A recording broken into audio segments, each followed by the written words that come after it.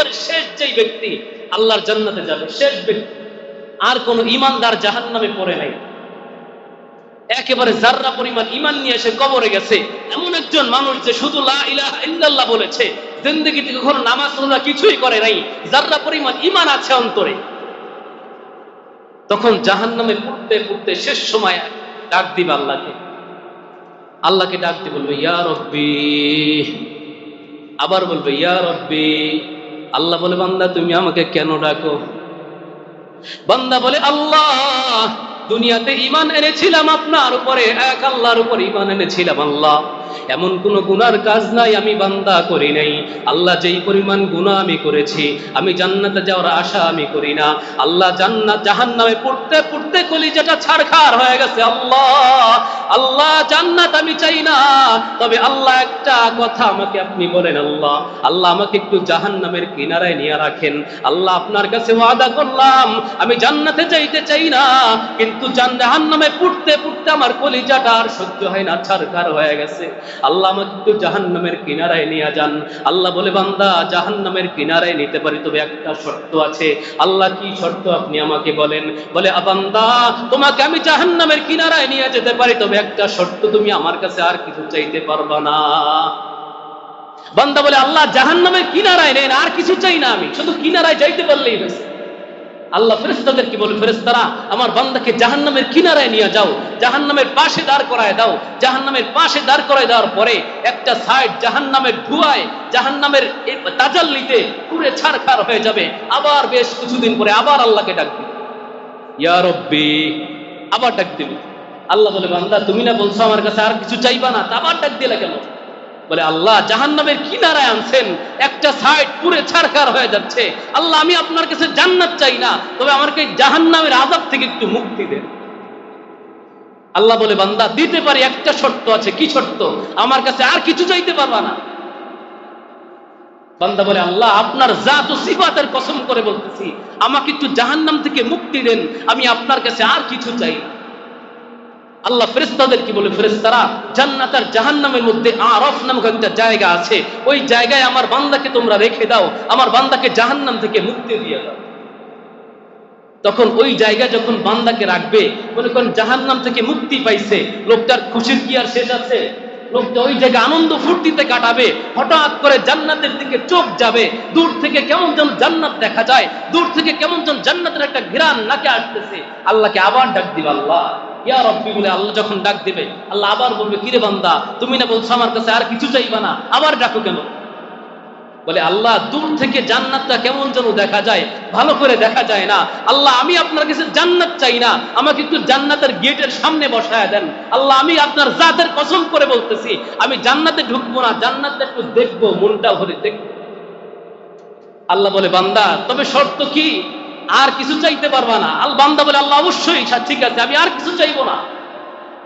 আল্লাহ বলে ঠিক আছে ফেরেশতা আমার বান্দাকে জান্নাতের গেটের সামনে বসায় দাও।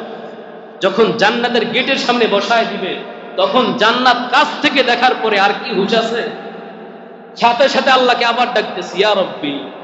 আল্লাহ বলে কিরে বান্দা তুমি না মাত্রই বললা আর কিছু চাইবা না, আবার কেন ডাক দিলা? বলে আল্লাহ জান্নাতের গেটে যখন আনছেন জান্নাতের ভিতরে ঢুকাই দেন না।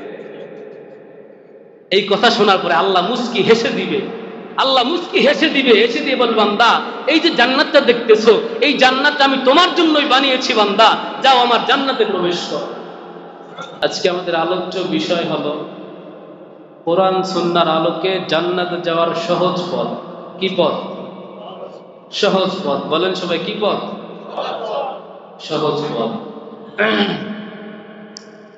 একদম সহজে আমরা কিভাবে জান্নাতে যাইতে পারি সেই কয়েকটা কথা আপনাদের সামনে বলবো ইনশাআল্লাহ।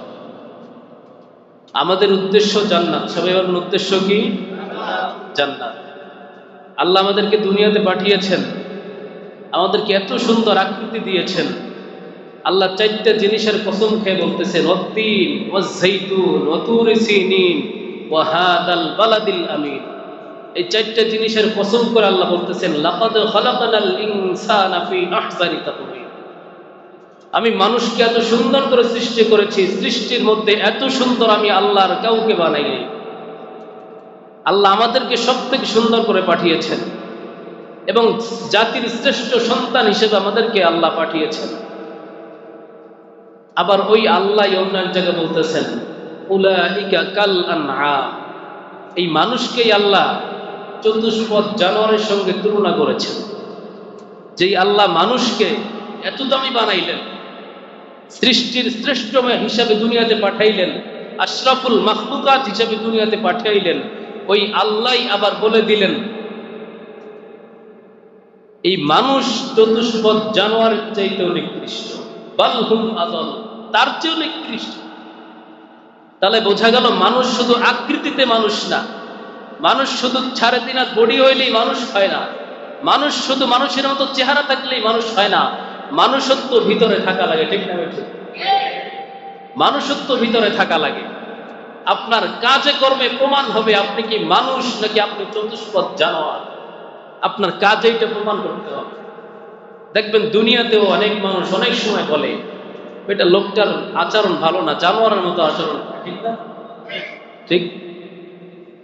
দুনিয়াতে মানুষ বলে লোকটার আচরণ এমন যে লোকটা জানোয়ারের মতো আচরণ করে। আল্লাহ ওইটাই বলতেছেন, মানুষ সব থেকে শ্রেষ্ঠ মানুষ, আমার সৃষ্টি জগতের মধ্যে সব থেকে শ্রেষ্ঠ জাতি হলো মানুষ। আবার এই মানুষকেই আল্লাহ কুকুরের সঙ্গে এমনকি শুকরের চাইতে নিকৃষ্ট বলেছেন। তাহলে বোঝা গেল মানুষ শুধু মানুষের আকৃতি হয়নি মানুষ হয় না, মানুষত্ব একটা জিনিস করতে আছে। ঠিক না? ঠিক। তাহলে এই কি জিনিসটা আমল আখলাক, মানুষের কাজ, এই আমল আখলাক আর কাজ দিয়া জান্নাতে যাইতে হবে। শুধু মানুষ হয়ে বানায় আল্লাহ দুনিয়াতে পাঠাইছেন, খাইয়া খাইয়া দাইয়া দুনিয়াতে ফুর্তি করে গেলাম, এটাই জীবন শেষ না, আরো একটা জীবন আছে। তাহলে সহজে আমরা কিভাবে জান্নাতে যাব? আমি কয়েকটা পয়েন্টে আলোচনা করব। প্রথমে জান্নাত কি, জান্নাত যদি আমরা জানি জান্নাতটা কি, তাহলে ওইখানে যাওয়ার একটা আগ্রহ সৃষ্টি হবে। ঠিক না? ঠিক। যদি জানতে পারি জান্নাতটা কি, ওখানে কি আছে, এইটা যদি আমরা জানতে পারি তাহলে ওইখানে যাওয়ার আগ্রহ সৃষ্টি হবে। আর যদি নাই জানি জান্নাত কি, তাহলে আগ্রহ থাকবে না। জান্নাত কি? আল্লাহ তাআলা বলতেছেন, ইন্নাল্লাযীনা আমানু ওয়া আমিলুস সালিহাত কানাত লাহুম জান্নাতুল ফিরদাউসি নুজুলা। নুজুলা মানে হচ্ছে মেহমানখানা। কি খানা? সবাই বলেন মেহমানখানা। মেহমান কারা? জান্নাতীরা, ইমানদার নেককার বান্দারা। মেহমান কার? আল্লাহর মেহমান। আমরা হব মেহমান, আল্লাহ হবে মেজবান। মেহমান যেমন মেজবানি কি তেমন হয় নাকি মেজবান যেমন মেহমানদারি তেমন হয়? হ্যাঁ, আপনার বাড়িতে যারা মেয়ে বিয়ে দিয়েছেন তারা ভালো বুঝবেন। আপনার মেয়ে বিয়ে দিচ্ছেন, বিয়ে দেওয়ার পরে শ্বশুর বাড়ি থেকে, মেয়ের শ্বশুর বাড়ি থেকে প্রথম আত্মীয় আসতেছে আপনার বাড়ি, আগে কখনো আসেনি। আপ্যায়নটা কেমন হবে বলেন? আমাদের দেশে একটা নিয়ম আছে, ছেলের শ্বশুর আর মেয়ের বাড়ির শ্বশুর শাশুড়ি আত্মীয় যত্ন এক হয় না। যদি ছেলের বাড়ি থেকে শ্বশুর শাশুড়ি আসে তাহলে আদর আপ্যায়ন একটু কম হয় তুলনামূলক। আর যদি মেয়ের বাড়ি থেকে শ্বশুর শাশুড়ি প্রথম আসে তাহলে আদর আপ্যায়নটা কেমন হয় একটু বলেন? বেশি হয় না? কেমন বেশি হয়? আপনি মনে করেন চৌধুরীপাড়া বাজারে হবে না, আপনি গেছেন সিদ্ধিরগঞ্জ ফুল বাজার করতে, নাইলে গেছেন যাত্রাবাড়িতে, নাইলে চিটাং রোড গেছেন, দামি দামি যত খাবার আছে 10, 15, 20 পদের আইটেম আনছেন, আনার পরে ইচ্ছা মতো খাওয়াইছেন। খাওয়ানোর পরে তারপরও বিয়ের হাত ধরে বলেন, বিয়াই কষ্ট করে আসছেন, আদর আপ্যায়ন অতটা বেশি করতে পারলাম। কিন্তু সে খাইতে খাইতে আর খাইতে পারে নাই, আরো 5 প্রকার রয়ে গেছে আইটেম। এরপরে কি বলে যে কষ্ট করে আসছেন, আপ্যায়নটা ঠিক মতো করতে পারলাম না। এরপরে খাওয়ানোর পরে আবার কি দেয় জানেন? আমাদের ওদিকে বলে ব্যবহার, আপনাদের কি বলে দিকে? ব্যবহার বলে তো, ব্যবহার দিয়ে দেয়। আর এরপরে এই যে পোশাক আশাক দিয়ে দেয়, দেয় না? আল্লাহ বলতেছে, বান্দা আমি হব মেজবান, তোমরা হব মেহমান। মেহমানদারি কেমন হবে জানো? বান্দা যখন জান্নাতে প্রবেশ করবা, সর্বপ্রথম তোমাদের খানা হবে জান্নাতি মাছের কলিজা ভুনা। কি হবে? মাছের কলিজা ভুনা। কখনো খাইছেন? দুনিয়ার মাছ না, এটা জান্নাতি মাছ। জান্নাতি মাছের কলিজা ভুনা আমি আল্লাহ নিজে তোমাদের হাতে উঠায় খাওয়াই দিব। এরপরে খাওয়ার দাওয়ার শেষ করে আমি আল্লাহ তোমাদেরকে ব্যবহার দিব, কাপড় পরাবো। কেমন ব্যবহার দিবে? আল্লাহ বলতেছে, বান্দা আমি যেই ব্যবহার দিব, দুনিয়াতে যেই পোশাক আশাক তোমরা পরো, কাপড়ের পোশাক, জান্নাতে কাপড়ের পোশাক হবে না, আমি আল্লাহর নূরের পোশাক আমি তোমাদের গায়ে পরায় দেব। কিসের পোশাক? নূরের পোশাক। আল্লাহ বলতেছেন, বান্দা শুধু নূরের পোশাক পরায় দিব না, প্রত্যেক দিন 70 বার করে কাপড় চেঞ্জ করবা। একটা কাপড় যে পরে রাখবা আর ওইটা দ্বিতীয়বার পরা লাগবে না। কয়বার বলেন? 70 বার করে কাপড় চেঞ্জ করবেন, একবার যেটা পরছেন ওইটা দ্বিতীয়বার পরা লাগবে না। কিসের তৈরি কাপড়? সবাই বলেন। নূরের তৈরি কাপড় আল্লাহ নিজের হাতে পরায়া দিবেন, এরপরে যেটা একবার খুলে ফেলবেন ওইটা আর জিন্দেগিতে পরা লাগবে না। আল্লাহ সেই কথাই বলতেছেন, বান্দা আমি জান্নাতের মধ্যে কি রেখেছি। আল্লাহ রাসূল বলতেছেন, আ'দাতু লিইবাদিয়াস সালিহিন মা লা আইনুন রাআত ওয়ালা উযুনুন সামিআত ওয়ালা খাতার আলা কলবি বাশার। বান্দা আমি জান্নাতে কি রেখেছি এটা তোমার দুনিয়ার কোনো চোখ কখনো দেখে নাই, দুনিয়ার কোনো কান জিন্দেগিতে শ্রবণ করে নাই, এমনকি দুনিয়ার কোনো অন্তর কল্পনাও করতে পারবে না আমি জান্নাতে কি রেখেছি। এরপর আল্লাহ আমাদেরকে প্রত্যেক শুক্রবারে একবার মেহমানদারি করাবে। প্রত্যেক কিবার? শুক্রবারে আল্লাহ একবার মেহমানদারি করাবেন আমাদের। আল্লাহ যদি মেজবান হয়, আপ্যায়নটা কেমন হবে একটু চিন্তা করেন। মেজবান যেমন, মেহমানদারি তেমন হয়। আপনি একজন রিকশাওয়ালার বাড়িতে মেহমান হয়ে গেছেন, এখন রিকশাওয়ালার সামর্থ্য যা আছে তাই তো সে মেহমানদারি করবে, ঠিক না? আর যদি আপনি একজন এমপি বা মন্ত্রী বা বাংলাদেশের বড় একজন উচ্চ অফিসারের কাছে মেহমান হন, তাহলে কি আপ্যায়ন এক হবে?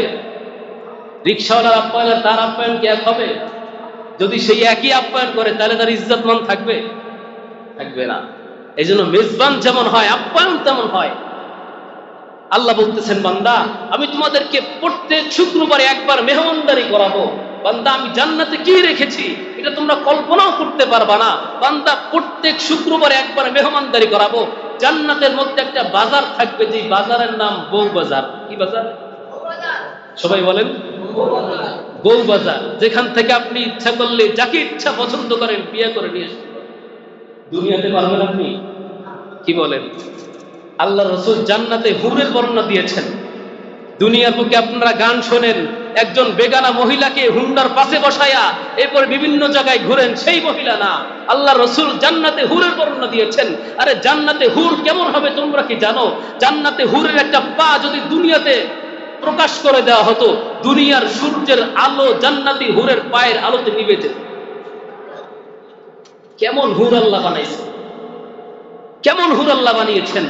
আল্লাহ রাসূল বলেছেন, জান্নাতের একটা হুর যদি দুনিয়ার বুকে থুথু নিক্ষেপ করত, দুনিয়ার বুকে যত পানি আছে, আটলান্টিক মহাসাগর সহ যত মহাসাগর দেখেন, সমস্ত সাগরগুলোর পানি মিষ্টি হয়ে যায়। এই কথা শোনার পরে অনেকে চিন্তা করতেছেন যে আরে এত একজন মহিলা মানুষ একটু স্যাপ ফেলবে, থুতু ফেলবে, আল্লাহর জমিনে পানি কি কম আছে নাকি? বাংলাদেশে যত চিনির কারখানা আছে, সমস্ত চিনির কারখানার পাইপগুলো যদি শুধু পদ্মা সেতুতে, পদ্মা নদীতে সব চিনির কারখানাগুলোর পাইপগুলো ওখানে দিয়ে দেয়, একটা নদীর পানি কি মিষ্টি বানাইতে পারবে? পারবে? আর একজন মহিলা একজন হুর থুতু নিক্ষেপ করবে, দুনিয়ার সমস্ত পানি মিষ্টি হয়ে যাবে। আল্লাহু আকবার। আল্লাহ বলতে চাই, বান্দা জান্নাতি হুররা গান গাইবে, জান্নাতি হুররা গান গাইবে, আর জান্নাতবাসীরা শ্রবণ করতে থাকবে। কেমন গান গাইবে? দুনিয়া তো আপনারা গান শুনেন, আর জান্নাতি হুররাও গান গাইবে। তো পার্থক্যটা হলো কি জানো? পার্থক্যটা হলো জান্নাতি হুররা গান গাইবে শুধু জান্নাতবাসীদেরকে মনোরঞ্জন করার জন্য, এমন গান গাইবে। আল্লাহ রাসূল বলেছেন, নাহনুল খালিদাতু ফালা নাবিদু, নাহনুন নাইমাতু ফালা নাবআসু, নাহনুর রাদিয়াতু ফালা নাসহাতু, তুবা লিমান কানা লানা ওয়া কুন্না লাহু। এগুলো বলে বলে গান গাইতে থাকবে। জান্নাতের মধ্যে একটা গাছ বানায় দিবে আল্লাহ, ছোট ছোট পাতা থাকবে, ওই পাতার সাথে পাতায় বাড়ি মারবে, প্রত্যেকটা পাতার বাড়িতে 70 প্রকারের মিউজিক বাজতে থাকবে। আল্লাহ রাসূল বুঝাইতে চায়, বান্দা জান্নাতে যখন যাইবা, জান্নাতে হুররা গান গাইতে থাকবে, মিউজিক বাজতে থাকবে, মিউজিকের আনন্দে বান্দার আত্মহারা হয়ে যাবে, গান শুনতে থাকবে। আল্লাহ রাসূল সাল্লাল্লাহু আলাইহি ওয়াসাল্লাম বলেন, তোমাদেরকে আল্লাহ তাআলা জান্নাতে যখন দিবেন, প্রত্যেকটা জান্নাতীর চেহারা হবে ইউসুফ আলাইহিস সালামের মতো এত সুন্দর। এরপরে প্রত্যেকটা জান্নাতবাসীর কণ্ঠ হবে দাউদ আলাইহিস সালামের মতো কণ্ঠ। দাউদ আলাইহিস সালামের কণ্ঠ কেমন ছিল? দাউদ আলাইহিস সালাম যখন জাবুর তেলাওয়াত করতেন, তখন দুনিয়ার যত পাখি আছে আসমান দিয়ে ওড়ার সময় দাউদ আলাইহিস সালামের তেলাওয়াত শুনতো, পাখি নিচে পড়ে যেত, তেলাওয়াত শুনতো, মাছ পানি থেকে উঠে আসতো দাউদ আলাইহিস সালামের তেলাওয়াত শোনার। কেমন কণ্ঠ ছিল! ঈসা আলাইহিস সালামের মতো যুবক থাকবে এক একজন জান্নাতে। 70টা করে হুর আল্লাহ প্রথম দিনেই দিবেন, 70টা করে হুর। আপনি কি মনে করছেন? এখন চিন্তা করতেছেন হুজুর দুনিয়াতে এক বউ ঠেলায় থাকতে পারি, এক বউ ঠেলায় ঘরে থাকতে পারি না, আর জান্নাতে 70টা হুর দিবে, কেমনে থাকবো? দুনিয়ার মহিলা আর জান্নাতে হুরের মধ্যে অনেক পার্থক্য, অনেক পার্থক্য। জান্নাতের হুররা গান গাইবে আর বলবে আমরা কখনো ঝগড়া করি না, আমরা কখনো বিবাদ করি না, তোমাদের সন্তুষ্ট করার আমাদের কাজ, এছাড়া আর কোনো কাজ নেই আমাদের। আল্লাহ তাআলা আমাদেরকে জান্নাত দিবেন, তবে 2টা শর্তে জান্নাত দিবেন। কয়টা শর্তে? 2টা শর্তে। শর্ত 2টা আমি পরে বলবো। জান্নাতটা আল্লাহ কেমন করে বানিয়েছেন, জান্নাতটা আল্লাহ কত বড় বানিয়েছেন, জাহান্নাম থেকে একজন মানুষকে আল্লাহ উঠায়া জান্নাতে দিবেন, জান্নাতে দিবেন। জান্নাতের মানুষটা যখন প্রবেশ করবে, জান্নাতের যেই জায়গা যাবে ওখানে একজন মালিকানা এসে উপস্থিত হবে, এখানে আমার জায়গা। অন্য জায়গায় যাবে, সেখানে বলবে এখানে আমার জায়গা। এখন আল্লাহ বলবেন বান্দা তুমি আমার কাছে চাও, তুমি আমার কাছে কতটুকু জান্নাত চাও? দুনিয়াতে ব্যক্তি মনে করছে আল্লাহ দুনিয়াতে থাকার সময় তো 100 বিঘা জায়গা অনেক জায়গা মনে হইতো। আল্লাহর কাছে বলবে আল্লাহ আমি 100 বিঘা জায়গা চাই, 100 বিঘা জমি চাই। আল্লাহ বলে বান্দা আরো চাও, আরো কি চাও? বলবে আল্লাহ 200 বিঘা চাই। আল্লাহ আরো চাও, কত চাও? তখন এক প্রকার বলবে বান্দা আমি একটা বাংলাদেশের সমান জান্নাত চাই। তখন আল্লাহ বলে বান্দা এত কম চাও কেন, আরো চাও। এক পর্যায়ে বান্দা বলেই ফেলবে আল্লাহ এক দুনিয়ার সমান আমি জান্নাত চাই। আল্লাহ যখন বলবে বান্দা আরো চাও, তখন বান্দা বলবে আল্লাহ আপনি কি আমার সাথে মজা করতেছেন? কি করতেছেন? মজা করতেছেন। তখন আল্লাহ বলবে বান্দা আমি কখনো মজা করিনি, তুমি আমার কাছে চাও, তুমি আমার কাছে কতটুকু চাইবা? আমি আল্লাহ তোমাকে একটু ঈমান নিয়ে আসার কারণে, যাররা পরিমাণ ঈমান নিয়ে আসার কারণে আমি তোমাকে 10 দুনিয়া সমান একটা জান্নাত দিয়ে দিই। দোস্ত বুজুর্গ, আল্লাহ যে জান্নাত বানিয়েছেন, আল্লাহ বলছেন মাসালুল জান্নাতিল্লাতী ওয়াইদাল মুত্তাকুন ফিহা আনহারুম মিন মাইন গায়রি আসিন ওয়া আনহারুম মিন লাবানিন লাম ইয়াতাগায়্যার তা'আমুহু ওয়া আনহারুম মিন খামরিন লাযযাতিল লিশারিবিন ওয়া আনহারুম মিন আসালিন মুসাফফা। 4টা নহর আল্লাহ জান্নাতের মধ্যে রেখেছে। একটা হলো একেবারে পরিশুদ্ধ বিশুদ্ধ পানির নহর। কিসের নহর? পানির নহর।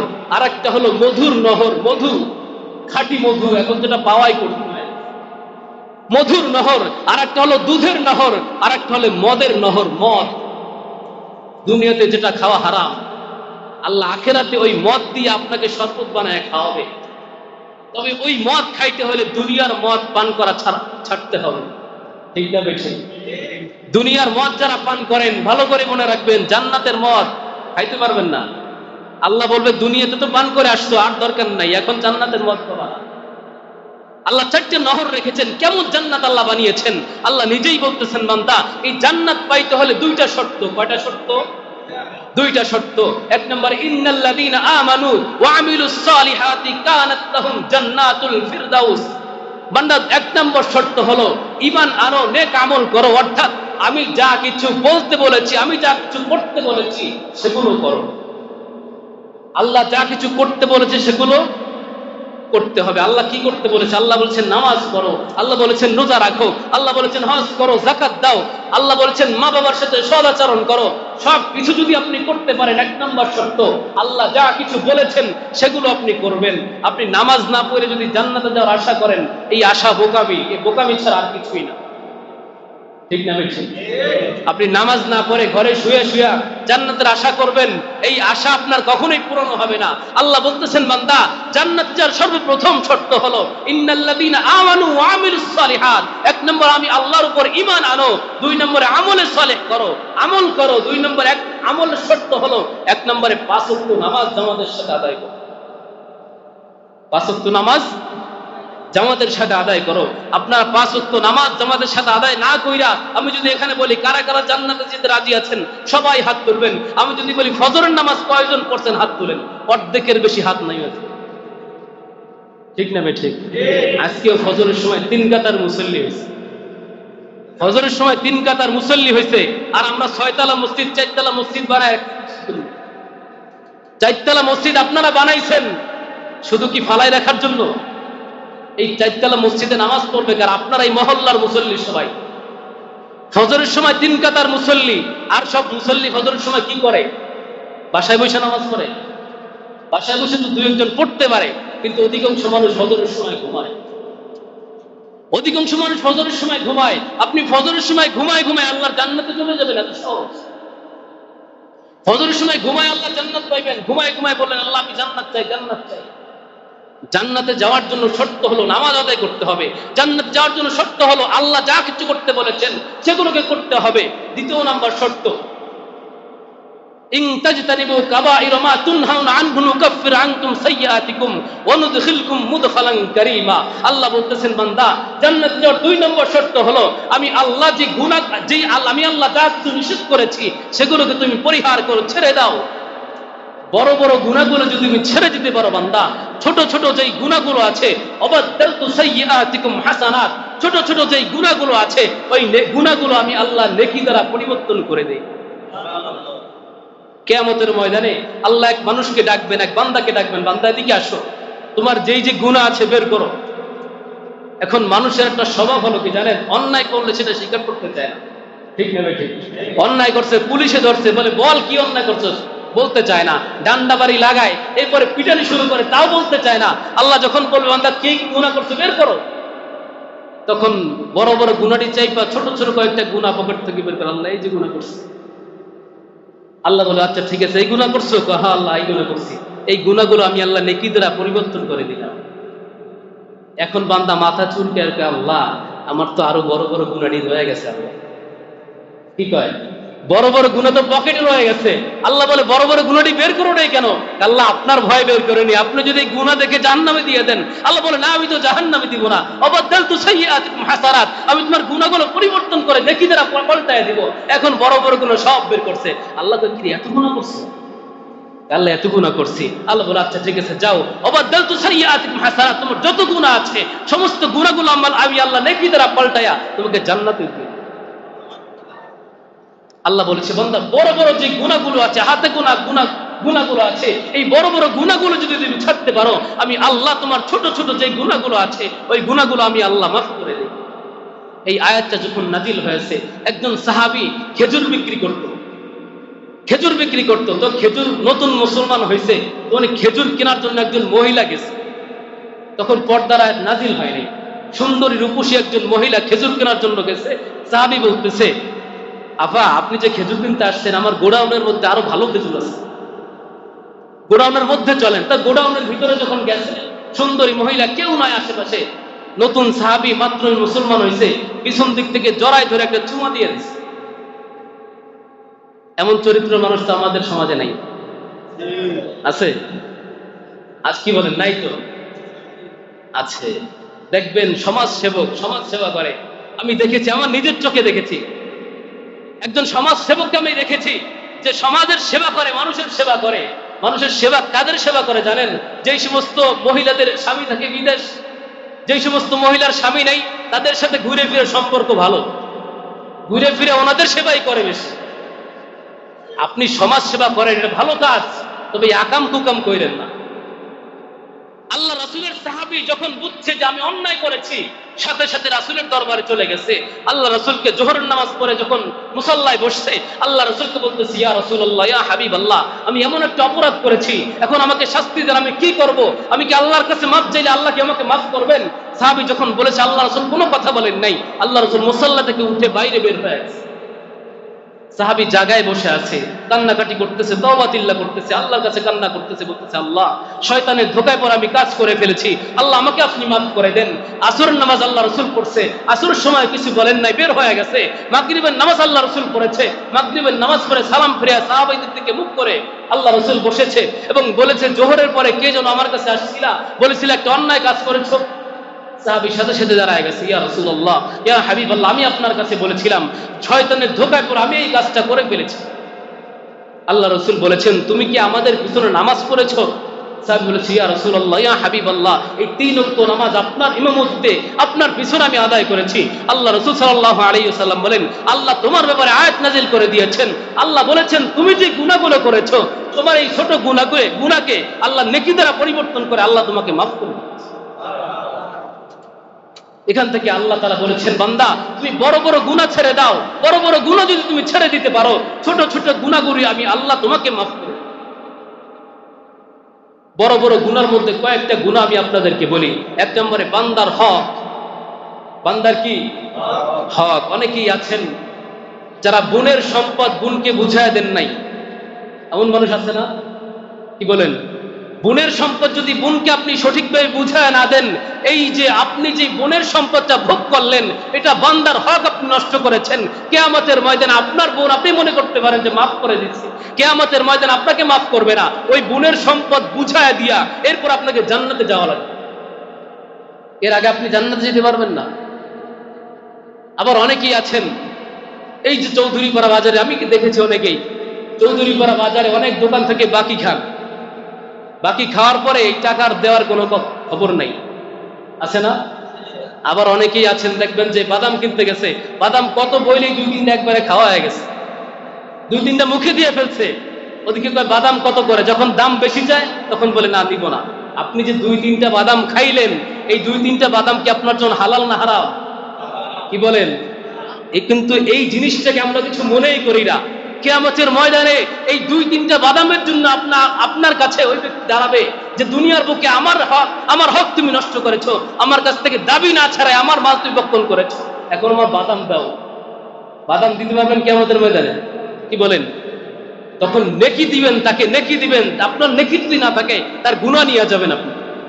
আল্লাহ রাসূল সাল্লাল্লাহু আলাইহি ওয়াসাল্লাম বলছেন যে দুনিয়ার বুকে তোমরা দেখো অনেক ধনী মানুষ, কিয়ামতের ময়দানে এমন মানুষ থাকবে তাদের নেকের পাহাড় থাকবে, তারা নেকি এত নেকি করবে মানুষ দেখে আশ্চর্য হয়ে যাবে, এত নেকিওয়ালা মানুষ কোথা থেকে আসলো। কিন্তু তারা হবে কিয়ামতের ময়দানে সবথেকে বেশি অসহায়।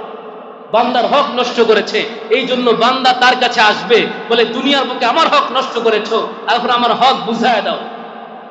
তখন বান্দা বলবে আমি তো এখন দিতে পারবো না, আমার কাছে তো টাকা নাই।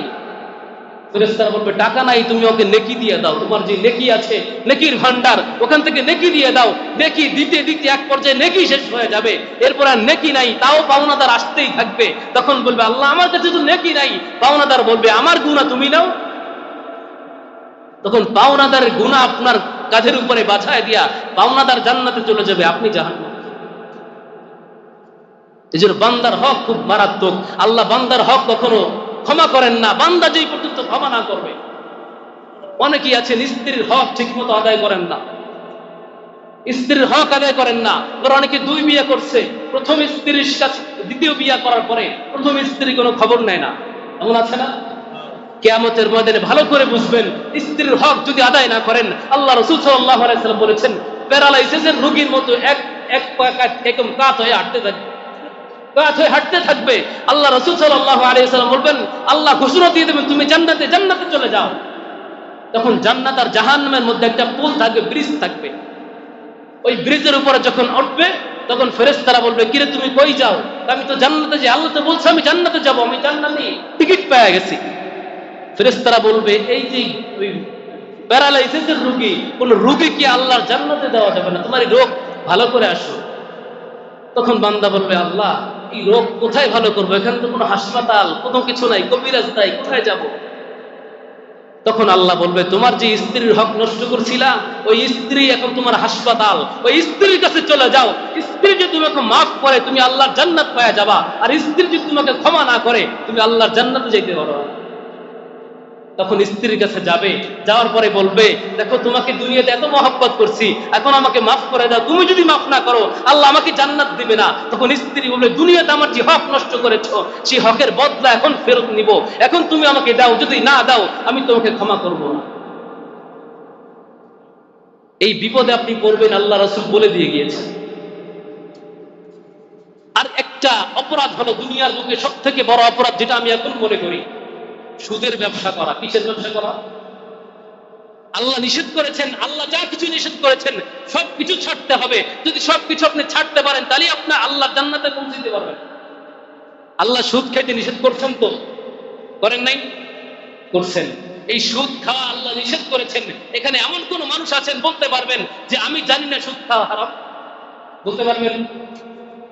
কিন্তু এমন একটা সিস্টেম আমাদের দেশে না গোটা বিশ্বে হয়ে গেছে, সুদের সাথে মানুষ এমন ভাবে জড়ায় গেছে, এখন আপনি চাইলেও সুদ থেকে মুক্ত হইতে পারবেন না। অনেক সময় চাইলে মানুষ চায় যে সুদ মুক্ত থাকবো, কিন্তু থাকতে পারে না। এরপরও যদি মানুষ সুদের সঙ্গে জড়িয়ে যায়, ইচ্ছাকৃতভাবে সুদ ভক্ষণ করে, সুদের সাথে যদি জড়ায় যায়, আল্লাহ রাসূল বলেছেন সুদের 70 প্রকার গুনাহ হইতে পারে। সর্বনিম্ন গুনাহ হলো তার আপন মায়ের সঙ্গে জিনা করার গুনাহ। আপন মায়ের সঙ্গে জিনা করার গুনাহ। আপনারা একজন সাক্ষী দেন, এই চৌধুরী পাড়ার মধ্যে কোনো একজন ব্যক্তি যদি, যত বখাটে হোক, একজন ব্যক্তি যদি মায়ের সঙ্গে জিনা করে, এই কথা যদি বাইরের মানুষজন জানে, ওই মানুষকে কি বিচার করবেন আপনারা? এই চৌধুরী পাড়া বাজারের মধ্যে দাঁড়ায়া জুতার মালা দিয়ে কি বাজার ঘুরাবেন না আপনারা? কি বলেন? জুতাল মালা দিয়ে ঘুরাবেন। কিন্তু আমাদের সমাজে আল্লাহ রাসূল বলেছেন যে ব্যক্তি সুদ খায়, সুদ খাওয়ার সর্বনিম্ন গুনাহ হলো আপন মায়ের সঙ্গে জিনা করা। কিন্তু আমাদের সমাজে বড় বড় লিডাররা, বড় বড় টাকাওয়ালারা সুদের সঙ্গে জড়ায় গেছেন। এই সুদের গুনাহ এমন গুনাহ, কিয়ামতের ময়দানে আপনি যখন উঠবেন তখন দেখবেন আপনার আমল নামার মধ্যে হাজার হাজার মায়ের সঙ্গে জিনা করার গুনাহ। তখন আপনি বলবেন আল্লাহ আমি তো আম্মার সঙ্গে এমন কাজ জিন্দেগিতে করি নেই। আল্লাহ তখন বলবেন না, আমি তোমাকে দুনিয়াতে বলেছিলাম সুদের কারবার কইরো না। সুদের কারবার যদি তুমি করো, আপন মায়ের সঙ্গে জিনা করার গুনাহ। এখন যতবার সুদ খাইছো, যত টাকা সুদ খাইছো, এত টাকা মায়ের সঙ্গে জিনার গুনাহ হয়েছে। এখন এই জিনার গুনাহ পরিমাণ জাহান্নামের আগুনে চলো। যদি তোমার অন্তরে ঈমান থাকে, যদি তোমার অন্তরে সামান্য পরিমাণ ঈমান থাকে, জাহান্নামে লক্ষ কোটি কোটি বছর জ্বলার পরে এরপরে জান্নাত পাইবা, এর আগে জান্নাত পাইবা না। জাহান্নামে এখন সহ্য করতে পারবেন? কি বলেন? যদি পারেন তাহলে সুদ খায়েন। আমার কথা স্পষ্ট, যদি জাহান্নামের আগুন সহ্য করতে পারেন তাহলে সুদ খায়েন। আর যদি সহ্য করতে না পারেন তাহলে সুদ আজকে ছেড়ে দেন, আজকেই ছেড়ে দেন। আর যদি মনে করেন না জাহান্নামের আগুন কিছুদিন সহ্য করতে পারবো না, তাহলে খায়েন। আমার কোনো কথা নাই। আজকে বাসায় যাবেন, বাসায় যায় গ্যাসের চুলা জ্বালায় ওইটার উপর হাত রাখবেন, কয় মিনিট রাখতে পারেন? ওইটার উপর হাত রাখবেন, কয় মিনিট রাখতে পারেন? দেখবেন যে আগুনের তাপে কয় মিনিট সহ্য করতে পারেন। গ্যাসের চুলার আগুন কি জাহান্নামের আগুনের সমান? কি বলেন? গ্যাসের চুলার উপরে পাতিল দেন, পাতিল দেওয়ার পরে গরম পানি জাল দেন, জাল দেওয়ার পরে গরম পানি হাতের মধ্যে দিলে হাতে ফুসকা পড়ে যায়, হাতে ফুসকা পড়ে যায়। গরম পানি সহ্য করতে পারেন না। এই যে তাপের এখন এই যে গরমটা পড়তেছে, এই গরম সহ্য করতে পারেন না, এসি লাগাইছেন বাড়িতে। আর জাহান্নামের আগুন কেমনে সহ্য করবেন? জাহান্নামের আগুন কেমনে সহ্য করবেন? সহ্য করা যাবে? সহ্য করা যাবে না। এই জন্য সুদের গুনাহ ছেড়ে দেন, 5 ওয়াক্ত নামাজ পড়েন, হালাল ইনকাম করেন, হারাম ছেড়ে দেন। আপনি নেকের কাজ করতে পারেন আর না পারেন, হারাম ছেড়ে দেন। আমি আশা করি আপনি অল্প আমল করেন। আল্লাহ রাসূল বলেছেন আখলিস দীনাকা ইয়াকফিকাল আমালুল কলিল, অল্প আমল করো, অল্প আমলই তোমার নাজাতের জন্য যথেষ্ট। হারাম ছেড়ে দেন, হারাম ইনকাম ছেড়ে দেন, গুনাহ ছেড়ে দেন, গুনাহ ছেড়ে দেন। নেকির কাজ কম করেন, সমস্যা নাই। গুনাহ যদি ছেড়ে দিতে পারেন, ইনশাআল্লাহ আশা করা যায় আল্লাহ আপনাকে মাফ করে দিবেন। যে কথাগুলো বললাম, আল্লাহ সর্বপ্রথম আমাকে এবং আমাদের সবাইকে আমল করার তৌফিক দান করুন। সকলে বলি আমিন। ওয়া আখিরু দাওয়ানা আলহামদুলিল্লাহ।